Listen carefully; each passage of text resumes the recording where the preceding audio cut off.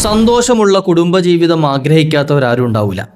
കല്യാണം കഴിഞ്ഞവരാണെങ്കിലും കല്യാണം കഴിക്കാൻ ഉദ്ദേശിക്കുന്നവരാണെങ്കിലും ഒക്കെ നല്ല കുടുംബജീവിതം ലഭിക്കണം, നല്ല ഇണയെ കിട്ടണം, തന്നെ സ്നേഹിക്കുന്ന, തൻ്റെ കാര്യങ്ങളൊക്കെ കൈകാര്യം ചെയ്യുന്ന, തന്നോടൊപ്പം എല്ലാത്തിനും കൂടെയുള്ള നല്ലൊരു ഇണയെ സ്വന്തമാക്കണം എന്ന് ആഗ്രഹിക്കുന്നവരും കിട്ടിയ ഇണ അങ്ങനെ ആയി തീരണമെന്ന് ദുആ ചെയ്യുന്നവരും ഒക്കെയാണ് നമ്മളെല്ലാവരും.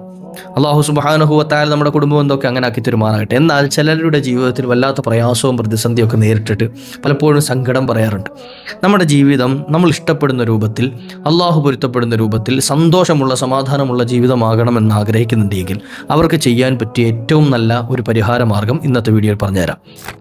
ഒരു 6 ഇസ്മുകൾ ചൊല്ലാൻ നിങ്ങൾ സമയം മാറ്റിവെച്ചാൽ, ഞാൻ ഈ പറയാൻ പോകുന്ന 6 ഇസ്മുകൾ നിങ്ങളുടെ ജീവിതത്തിൽ ഒന്ന് പതിവാക്കാൻ സമയം കണ്ടെത്തുകയും ശേഷം ഞാൻ ഈ പറയുന്ന ദുആ സ്ഥിരമാക്കാൻ നിങ്ങളെ കൊണ്ട് പറ്റുകയും ചെയ്താൽ ഇൻഷാ അല്ലാഹ് നിങ്ങളിപ്പോൾ ജീവിക്കുന്ന എത്ര കഷ്ടപ്പാടുള്ള ജീവിതമാണെങ്കിലും എത്ര പ്രയാസമുള്ള ജീവിതമാണെങ്കിലും അതൊക്കെ മാറിയിട്ട് സന്തോഷമുള്ള, സ്വസ്ഥതയുള്ള, സമാധാനമുള്ള ജീവിതം ലഭിക്കാൻ കാരണമായി തീരും ഇൻഷാ അല്ലാഹ്.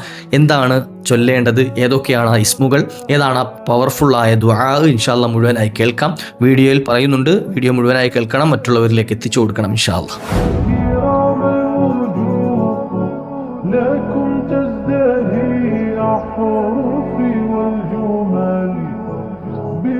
അസ്സലാമു അലൈക്കും വറഹ്മത്തുള്ളാഹി വബറകാതുഹു. ബിസ്മില്ലാഹി വൽഹംദുലില്ലാഹ്. അഊദു ബികലിമാത്തില്ലാഹി തമ്മാത്തി മിൻ കുല്ലി ശൈത്വാനിൻ വഹമ്മ വമിൻ കുല്ലി ഐനിൻ ലാമ. എല്ലാവർക്കും റാഹത്തല്ലേ, സന്തോഷമല്ലേ, സ്വസ്ഥതയുള്ള സമാധാനമുള്ള ജീവിതം കൊണ്ട് അല്ലാഹു അനുഗ്രഹിക്കട്ടെ. ഇല്ലേ, പലരും വിളിച്ചിട്ട് സങ്കടം പറയുന്ന ഒരു വിഷയമാണ്, ഉസ്താദേ ജീവിതത്തിൽ ഒരു റാഹത്തുമില്ല, ഒരു സ്വസ്ഥതയില്ല, ഒരു സമാധാനമില്ല.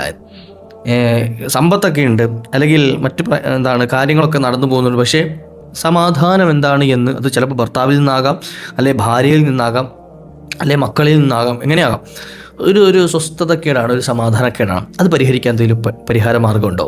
എപ്പോഴും ദുആ ഇറക്കാറുണ്ട്, നിസ്കാരം കൃത്യമായി നിർവഹിക്കാറുണ്ട്, ഖുർആൻ ഓതാറുണ്ട്, പക്ഷേ എന്നാലും ഇങ്ങനെ പരീക്ഷണങ്ങൾ. ഇപ്പോൾ ഈ അടുത്തൊരു സഹോദരൻ എന്നെ വിളിച്ച് സങ്കടം പറഞ്ഞു, ഞാൻ എല്ലാ കാര്യങ്ങളും കൃത്യമായി ചെയ്യാറുണ്ട്, അദ്ദേഹം ചൊല്ലുന്ന ദിക്റുകളുടെ ഒരു വലിയൊരു കൂട്ടം ഇങ്ങനെ എനിക്ക് പറഞ്ഞു തന്നു, ഇന്ന ദിക്റുകളൊക്കെ ഞാൻ ചൊല്ലാറുണ്ട്, ഇന്ന സൂറത്തുകളൊക്കെ ഓതാറുണ്ട് അല്ലേ. അപ്പോൾ അതൊക്കെ പറഞ്ഞിട്ട് എന്തൊക്കെ ചെയ്തിട്ടും എൻ്റെ ഒരു കാര്യം റാഹത്തായി കിട്ടുന്നില്ലല്ലോ എന്ന്. എൻ്റെ കാര്യം ഒന്ന് റാഹത്താകുന്ന മുമ്പ് ഒരു ഉമ്മ എനിക്കിതുപോലെ എന്ത് ചെയ്തിരുന്നു, അവരൊരു ബുക്ക് നിറയെ അവർ ഒരു ദിവസം ചൊല്ലുന്ന ദിക്റുകൾ എഴുതി വെച്ചിരിക്കുകയാണ്. അവർ എല്ലാം പറയുകയാണ്, ഞാൻ എല്ലാ ദിവസവും ചൊല്ലുന്ന ദിക്റുകളാണ്, അപ്പോൾ ഞാൻ ഇങ്ങനെ ദിക്റ് കേൾക്കുമ്പോൾ ഇത് എഴുതി വെക്കും, എന്നിട്ട് അത് ചൊല്ലുകയും ചെയ്യുമെന്ന്. ഞാൻ ആലോചിച്ചപ്പോൾ അതിന് തന്നെ സമയം ഉണ്ടാവുള്ളൂ എന്ന് കരുതി. പക്ഷെ അവർ പറഞ്ഞതാണ്, അവർ ചൊല്ലുന്നതാണ്, അല്ലാഹു കബൂലാക്കട്ടെ അതൊക്കെ. അപ്പോൾ ഇങ്ങനെ ചില ആളുകളുണ്ട്, അപ്പോൾ എന്ത് ചെയ്യുക, എല്ലാ കാര്യങ്ങളും ചെയ്യും, പക്ഷേ ജീവിതത്തിൽ ഒരു സമാധാനം കിട്ടുന്നില്ല എന്നുള്ളൊരു ടെൻഷൻ ഇങ്ങനെയുള്ളവരുണ്ട്, ബേജാറാണ്. ഇൻഷാ അല്ലാഹ് നമ്മുടെ ജീവിതത്തിൽ അല്ലാഹു സ്വസ്ഥത നൽകാൻ, സമാധാനം നൽകാൻ ഒരു പരിഹാര മാർഗ്ഗം, ഒരു 6 ഇസ്മ ഞാൻ പറഞ്ഞുതരാം. ഈ 6 ഇസ്മുകൾ എന്ത് ചെയ്യുക, ഇൻഷാ അല്ലാഹ് ഇതിന് നിശ്ചിത എണ്ണം കൃത്യമായി പറഞ്ഞിട്ടില്ല, നിങ്ങൾക്ക് പറ്റുന്ന ഒരെണ്ണം. ഇനി 100 വെച്ച് ചെല്ലാൻ പറ്റുമോ എങ്ങനെ ചില്ല, 313 വെച്ച് ചെല്ലാൻ പറ്റുമോ എങ്ങനെ ചില്ല, എത്രയാണോ പറ്റുന്നത് ഒരു നിശ്ചിത എണ്ണം കൃത്യമായിട്ട് അത് ചൊല്ലുമ്പോൾ ശ്രദ്ധിക്കേണ്ടത്, നമ്മൾ എത്ര എണ്ണം വെച്ചാണ് ചൊല്ലി തുടങ്ങുന്നത് ആ എണ്ണം തന്നെ മുഴുവൻ എല്ലാ ദിക്റുകളും, ഈ 6 ഇസ്മുകളും അത്ര എണ്ണം കൃത്യമായി ചൊല്ലാൻ ശ്രമിക്കുക.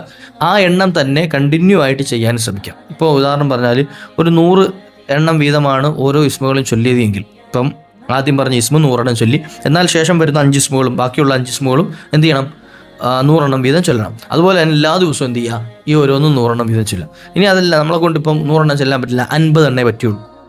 ദിക്ർ ആദ്യത്തെ 50 ചൊല്ലുക, എന്നാൽ അടുത്ത ദിക്റോ 50 എണ്ണം ചൊല്ലുക, അങ്ങനെ എല്ലാ ദിക്റുകളും 50 എണ്ണം ചൊല്ലുക. കണ്ടിന്യൂ ആയിട്ട് എല്ലാ ദിവസവും എന്ത് ചെയ്യുക, 50 എണ്ണം വീതം ചൊല്ലുക. ഇപ്പോൾ ഇന്ന് 100 ചൊല്ലി, നാളെ 50 ചൊല്ലി, മറ്റേന്ന് 25 ചൊല്ലി, അതിൻ്റെ പിറ്റേന്ന് 120 ചൊല്ലി, അങ്ങനെ ഒരു ക്രമക്കേട് ഇല്ലാതിരുന്നാൽ മതിയെന്ന്. അപ്പോൾ എന്ത് ചെയ്യുക, നിശ്ചിത എണ്ണം നമുക്ക് ചൊല്ലാൻ പറ്റുന്ന ഒരു ഖദർ എത്രയാണോ ആ ഒരു എണ്ണം ഫിക്സ് ചെയ്തിട്ട് ചൊല്ലാം ഇൻഷാ അല്ലാഹ്. അപ്പോൾ ഏതൊക്കെയാണ് ഇസ്മുകൾ എന്ന് പറയാം, വളരെ എളുപ്പത്തിൽ ചൊല്ലാൻ പറ്റിയ ഇസ്മ എങ്ങനെയാണല്ലോ നമുക്ക് പെട്ടെന്ന് ചൊല്ലാൻ പറ്റുമല്ലോ. അതിലൊന്നാമത്തേത് യാ വദൂദു എന്ന ഇസ്മാണ്. പലപ്പോഴും നമ്മുടെ കുടുംബബന്ധവുമായി ബന്ധപ്പെട്ടിട്ട് നമ്മൾ സംസാരിക്കുമ്പോൾ അധികം മഹാന്മാർ പഠിപ്പിച്ച ഒരു ഇസ്മിൻ കൂട്ടത്തിൽപ്പെട്ടതാണ് എന്ത്, വദൂദ്.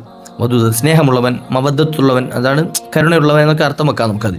അപ്പം യാ വദൂദു യാ അല്ലാഹ് എന്ന ഇസ്മ എന്ത് ചെയ്യുക, ചൊല്ലാം. അത് 100 200 എത്ര പറ്റുന്ന അത്ര എണ്ണം ചൊല്ലാം.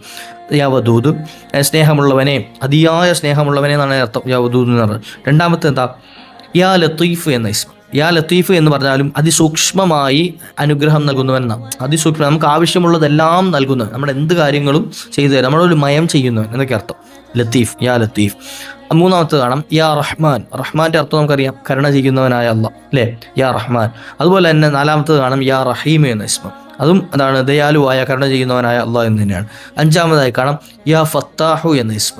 യാ ഫത്താഹുവിൻ്റെ അർത്ഥം എന്താ? നമുക്ക് എന്താണ്? ഫതഹ നൽകുന്നവൻ, വിജയം നൽകുന്നവൻ, എല്ലാ കാര്യത്തിനും ഒരു തുറസ് നൽകുന്നവനായ അല്ലാഹ്, തുറന്നു തരുന്നവൻ, വാതിൽ തുറന്നു തരുന്നവനായ അല്ലാഹ് അല്ലേ? നമ്മുടെ സ്നേഹത്തിൻ്റെ വാതിലും അള്ളാഹുവാണ് തുറക്കേണ്ടത്.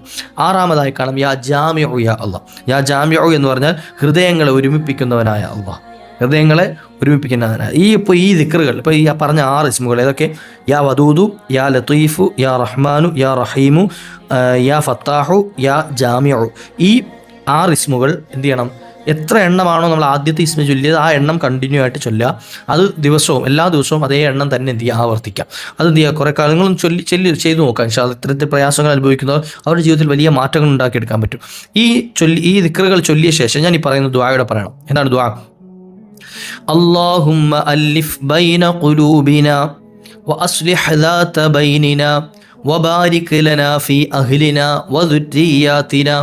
നമുക്ക് ഒന്നുകൂടെ. അല്ലാഹുമ്മ അല്ലിഫ് ബൈന ഖുലൂബിനാ വഅസ്ലിഹ് ദാത ബൈനിനാ വബാരിക് ലനാ ഫീ അഹ്ലിനാ വദുരിയാതിനാ. എന്താ ഇതിന്റെ അർത്ഥം?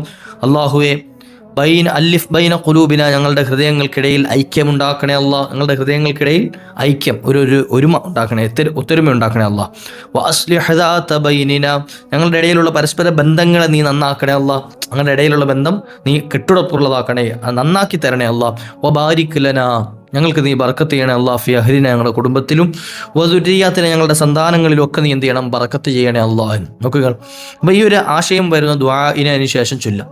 അത് ആവർത്തിച്ച് ചൊല്ലുക. അല്ലാഹുമ്മ എന്താണ്? അല്ലിഫ് ബൈന ഖുലൂബിന വഅസ്ലിഹ് ദാത ബൈനിന വബാരിക് ലനാ ഫി അഹ്ലിന വദുരിയാതിന. ഇങ്ങനെ ആവർത്തിച്ച് ചൊല്ലുക. കൂട്ടത്തിൽ റബ്ബന ഹബ് ലനാ മിൻ അസ്വാജിന വദുരിയാതിന ഖുർറത അഅ്യുനിൻ വജഅൽനാ ലിൽ മുത്തഖീന ഇമാമ എന്ന ഈ ഒരു ദുആയും കൂടെ എന്ത് ചെയ്യുക? പതിവായി ചൊല്ലുക. ഇൻഷാ അല്ലാഹ് എത്ര ഇടങ്ങേറിൽ കഴിയുന്ന അല്ലെങ്കിൽ എത്ര പിണക്കത്തിൽ കഴിയുന്ന കുടുംബ ബന്ധമാണെങ്കിലും ശരി, അതൊക്കെ കെട്ടുറപ്പോട് കൂടിയിട്ട് നല്ല സ്നേഹബന്ധത്തിലാകാൻ കാരണമായി തീരും. ഇൻഷാ അല്ലാഹ് ചെയ്തു നോക്കാം. അള്ളാഹു പ്രയാസങ്ങളിൽ കഴിയുന്നവർക്കൊക്കെ സാന്ത്വനം നൽകുമാറായിട്ട്. നമ്മുടെ കുടുംബത്തിലൊക്കെ ഉണ്ടാവും ഇതുപോലെ എന്താണ് പരസ്പരം വഴക്കിലൊക്കെ കഴിയുന്നവർ, അവർക്കൊക്കെ ഒന്ന് എത്തിച്ചു കൊടുക്കുക ഇൻഷാ അല്ലാഹ്. അതുപോലെ നമ്മുടെ ചാനലൊന്ന് സബ്സ്ക്രൈബ് ചെയ്ത് വെക്കുക.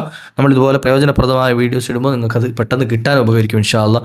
പിന്നെ ഖുർആൻ പഠിക്കാൻ ആഗ്രഹമുള്ളവർക്ക് നമ്മുടെ ഫൈസാനി തിലാവ മസായിൽ എന്ന ചാനലുണ്ട് ഇൻഷാ അല്ലാഹ്. അതും എന്ത് ചെയ്യുക? നിങ്ങൾ സന്ദർശിക്കുക, പഠിക്കുക. അള്ളാഹു നമ്മയൊക്കെ വിജയികളിൽ ഉൾപ്പെടുത്തട്ടെ. മറ്റൊരു അവസരത്തിൽ കണ്ടുമുട്ടാം. വആഖിറു ദഅവാനാ അനിൽ ഹംദുലില്ലാഹ്. അസ്സലാമു അലൈക്കും വറഹ്മത്തുള്ളാഹി.